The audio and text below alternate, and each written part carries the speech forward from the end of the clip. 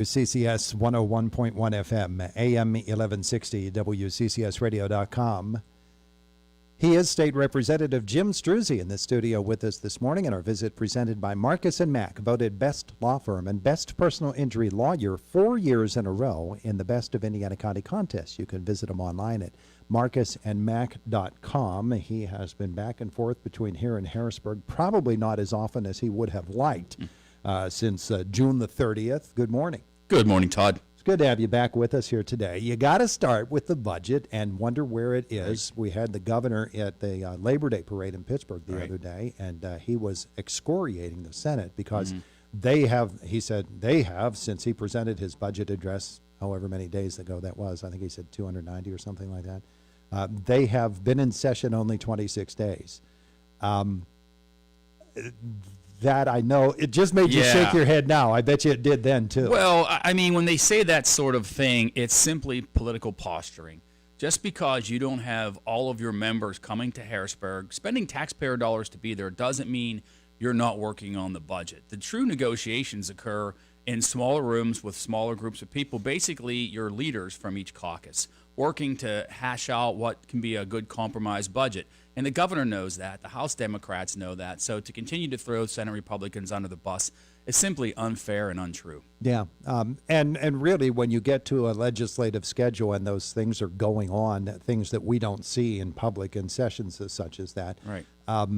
You're not going to have a full understanding of exactly what's going on. But when it's somebody who does have that full understanding and yet it gets represented the way that it has to be frustrating.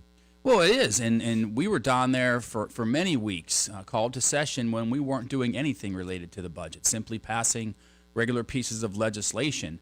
And that, to me, is I think a misrepresentation for the people of Pennsylvania. And for them to say that there's no work occurring is, again, simply untrue. There has been ongoing negotiations, trying to reach a compromise. And if they really want to point fingers, I would say point the fingers at the House Democrats.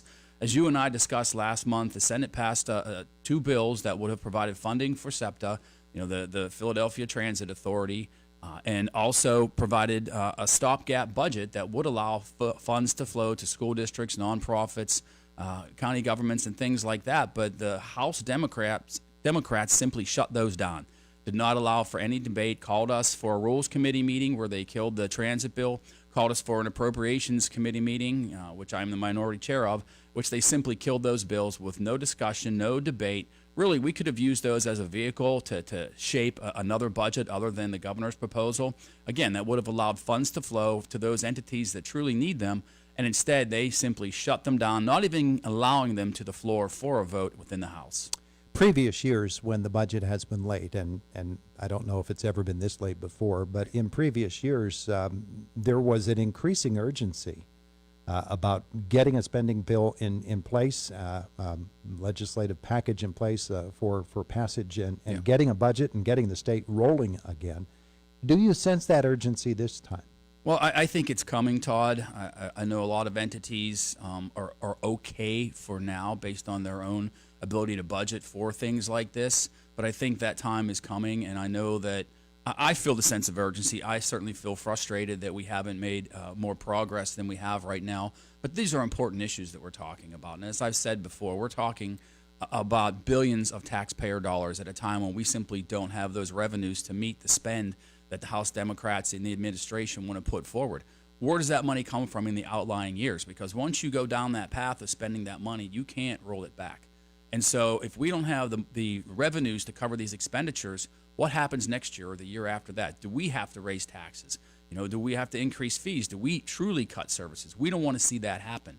So our caucus, the House Republican caucus and the Senate Republican caucus, are working together to make sure that we are responsible for the taxpayer dollars while providing those essential needs that people have in this Commonwealth. But we don't want to put this Commonwealth in jeopardy a few years from now by spending too much. And I think that's really the hang-up right now is they're really not willing to budge on that spend number, even though we know that there are needs out there that have to be met. We think we have a reasonable solution. We've put forth a number of different proposals that they're simply not willing to compromise on. Do you have any feeling that we're getting closer to the goal line and we'll get there soon?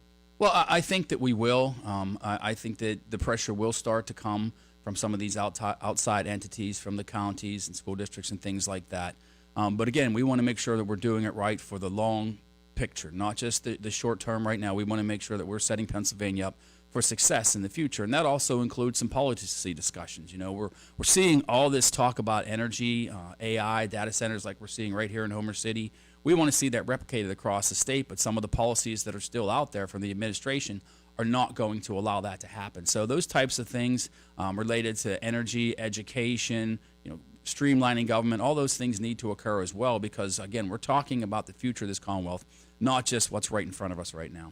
One of your colleagues out east is proposing legislation that would reduce the size of the legislature, and using the budget as a possible reason for that, feeling that a smaller legislature is going to be more likely to get things done. Do you see it that way? I don't see how that equation works. I don't know how a smaller legislature would get things done. I mean, you would have less people to convince to vote on a specific issue or a budget, but we all have 65,000 people to represent each of us in the House, and the Senate has, I believe they have over 200,000 people that they represent. And, we need to be the voice for those people. And the more people you have, I think it makes it less likely that you're going to have the voice of your constituents really truly represented. And so I think it's important that people understand that our offices are very busy right now. I have 4 offices here in Indiana County, Blairsville, Indiana, Homer City, and Salzburg, 4 staff members. We're very busy dealing with constituent issues. And if you minimize the amount of representatives that we have, then that expands the number of people that we represent. So I don't understand how that would help us pass a budget. I think it would really actually minimize the services that we can provide the public. Normally, when we get to the month of September, we begin to look at the legislative calendar, and we see that there are only a shockingly small number of days left in the legislative season, and therefore, guys and gals, they're rushing to get things done. We have these packages, this bill that I want to see get worked on, all of these things that we have to rush to get in before the end of the year. Typically, we would be talking about those right now, but we're not because of the budget. How does that squeeze the schedule coming toward the end of the year? I mean, as of right now, we're not scheduled for full session until the last week in September, and then a couple of weeks in October and November, and then this year is done. Now, unfortunately, we're still in the first year of this legislative session, so the bills that have been introduced this year will continue into next year, so the whole process won't have to start all over again. So there's plenty of time to get things done, but we want to make sure, again, you have a crunch timeline, and a lot of these pieces of legislation are very important to our constituents, and so it's important that we are focusing on legislation. But again, the budget is what's in front of us right now, and we want to make sure that we're getting it right. Meanwhile, you do continue to work on pieces of legislation that I know are very important to you. What are some of the things you want to see happen this fall? Well, absolutely. As you know, I have a number of bills that I've been working on for several years. The one that I was just discussing yesterday related to people with disabilities being assaulted, that bill has been around for a number of years. Another bill to create limited liability for people who volunteer in parks. There's other bills to help our municipalities hire police officers, changing the amount of officers that you need to have for civil service exams. Other bills related to stormwater to help with our municipalities manage the ever-increasing needs of stormwater management. And there's a whole long list of bills that I have that I'd like to see move forward that I've been pushing for several years now, many of them with bipartisan support. But again, with a minimal amount of session days in front of us, it's probably a lot of those are going to be pushed to next year. And the other unfortunate thing is, as many people know, we're a one-vote minority, which means that the majority party runs the calendar, calls the session days. So from our perspective, House Republicans really don't have a say in when we're in session and when we're not and what bills run on the floor. So even though I have all these pieces of legislation out there, I can't myself calendar them. I have to work with the majority party to get that done. So that also creates a challenge. So even though all these bills are out there and we have some session days into next year, it doesn't mean they're going to run. So that's why it's very important that in any line of work you build good relationships with your colleagues. Topic that has come up with a couple of our guests this week on Indiana in the Morning, and correct me if I'm wrong about this, but I believe that in Harrisburg they've begun to talk about this as well.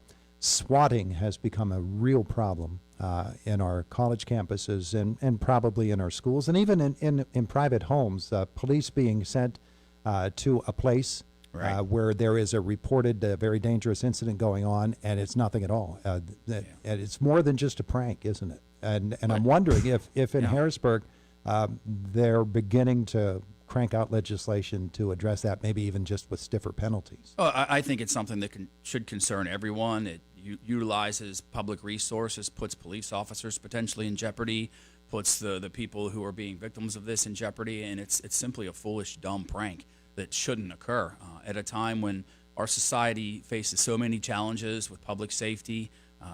I think it's something that we should very much take seriously and that we should have increased penalties. Yeah, we'd like to see something like that happen because of the danger of emergency responders, A, being out of position if an actual emergency comes up, and B, rushing to the scene of that, Right. which increases the chances of a serious accident. Right, I agree. Yeah, all right. So all of that back in Harrisburg next week? I'm going to be back in Harrisburg, but we don't have session. I continue to go back and forth working with my staff, working with my colleagues to try and get things moving forward. I do want to mention, though, if you don't mind, Todd, some of the events we have coming up here in the district. Yeah, you've got the license plate. License plate thing coming up next Saturday, the September 13th, with Sheriff Fyock and District Attorney Bob Manzi. That's going to be in the courthouse parking lot from 9 a.m. to 12 p.m. That's the license plate exchange type of thing that we do when you have an illegible license plate. We're also going to be doing the same thing with the Salzburg Police Department this Friday at the Salzburg Car Cruise from 4 p.m. to 8:30 p.m. I'll have my staff booth at the Hoodlebug Fest on Sunday, so we'll be there all day on Sunday down in Homer City. And then we have the Career Link Day on September 11th. We'll have a table set up there to give people information on public employment, state employment, and opportunities. Yeah, I did want to ask you as well about the DEP event that will be coming up at Right. the KCAC later this month. Well, I think it's so important that people come out for that event to show their support for the Homer City redevelopment project. This is the big show right here. We need to make sure that our community voices are heard because we want them to know that we want this project here in Indiana County, that it's going to be generational for Indiana County and Western Pennsylvania, and we want to make sure that the DEP understands how important this is to our community here in Indiana County. Do you necessarily see DEP as having any sort of negative effect on it? I don't think that they will. I believe this is obviously part of their process in issuing permits, but we don't know who else may come. And we want to make sure that locally we are represented strongly so that the potential for outside groups to come in and disrupt our plans does not occur. All right. He is State Representative Jim Struzzi. Covered a lot here today. We did. Thank you, Todd. Remember, repstruzzi.com. He's Representative Jim Struzzi, still working on that budget. And I promised you I would get in something that had nothing to do with the budget. I almost accomplished that. It's Indiana in the Morning. It's WCCS. 101.1 FM, AM 1160, WCCSradio.com. 2 minutes away from